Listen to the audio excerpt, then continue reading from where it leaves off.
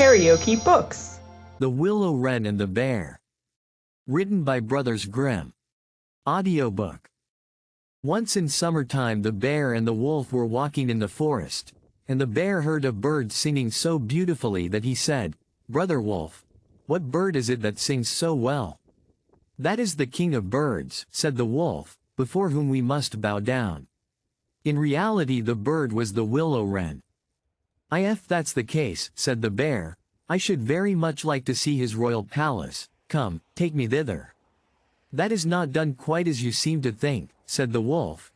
"You must wait until the queen comes." Soon afterwards, the queen arrived with some food in her beak, and the lord king came too, and they began to feed their young ones.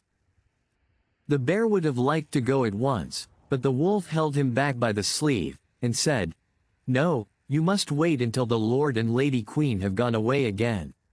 So they took stock of the hole where the nest lay, and trotted away. The bear, however, could not rest until he had seen the royal palace, and when a short time had passed, went to it again. The king and queen had just flown out, so he peeped in and saw 5 or 6 young ones lying there. "Is that the royal palace?" cried the bear. "It is a wretched palace, and you are not king's children, you are disreputable children."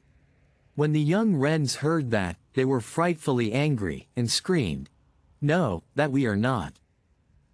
Our parents are honest people. Bear, you will have to pay for that." The bear and the wolf grew uneasy, and turned back and went into their holes. The young willow-wrens, however, continued to cry and scream, and when their parents again brought food they said, "We will not so much as touch one fly's leg, no, not if we were dying of hunger, until you have settled whether we are respectable children or not.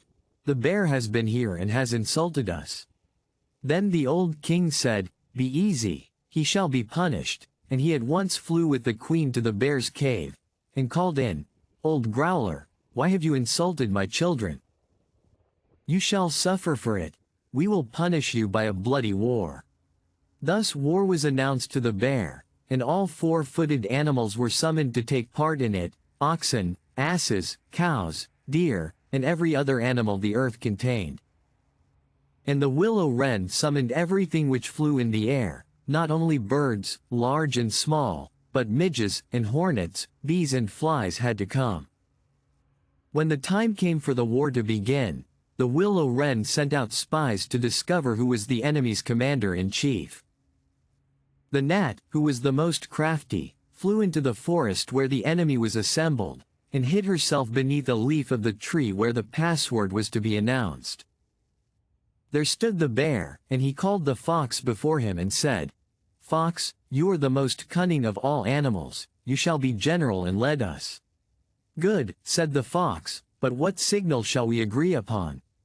No one knew that, so the fox said, "I have a fine long bushy tail, which almost looks like a plume of red feathers. When I lift my tail up quite high, all is going well, and you must charge, but if I let it hang down, run away as fast as you can." When the gnat had heard that, she flew away again, and revealed everything, down to the minutest detail, to the willow-wren. When day broke, and the battle was to begin, all the 4-footed animals came running up with such a noise that the earth trembled. The willow-wren with his army also came flying through the air with such a humming, and whirring, and swarming that everyone was uneasy and afraid, and on both sides they advanced against each other. But the willow-wren sent down the hornet, with orders to settle beneath the fox's tail, and sting with all his might. When the fox felt the first sting, he started so that he lifted one leg, from pain, but he bore it, and still kept his tail high in the air. At the second sting, he was forced to put it down for a moment. At the third, he could hold out no longer, screamed, and put his tail between his legs. When the animals saw that, they thought all was lost, and began to flee, each into his hole, and the birds had won the battle. Then the king and queen flew home to their children and cried, "Children, rejoice, eat and drink to your heart's content, we have won the battle." But the young wrens said, "We will not eat yet, the bear must come to the nest, and beg for pardon and say that we are honorable children, before we will do that." Then the willow-wren flew to the bear's hole and cried, "Growler, you're to come to the nest to my children, and beg their pardon, or else every rib of your body shall be broken." So the bear crept thither in the greatest fear, and begged their pardon.